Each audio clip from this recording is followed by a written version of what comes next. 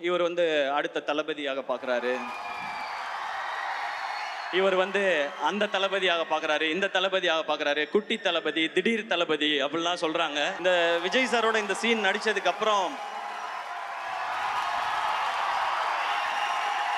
நிறைய பேருக்கு ரொம்ப சந்தோஷம், ரொம்ப அழகாக இருக்கேன் இந்த சீனுன்னு சொல்லி.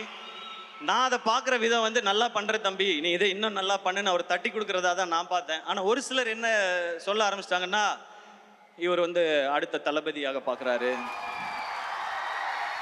இவர் வந்து அந்த தளபதியாக பார்க்குறாரு, இந்த தளபதியாக பார்க்குறாரு, குட்டி தளபதி, திடீர் தளபதி அப்படிலாம் சொல்கிறாங்க.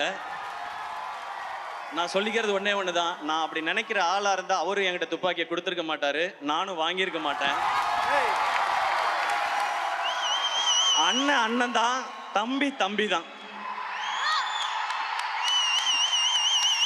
இந்த லெவல்லையே நான் இதை புரிஞ்சுக்கிட்டு இப்படி தான் இருக்கணும்னு நான் நினைக்கிறேன். இதை இந்த மேடையில் தெளிவாகவும் சொல்லிக்கிறேன். ஏன்னா எங்கெங்கேயோ சொல்லி பார்த்தேன், அதை சிலர் விடுறதா இல்லை.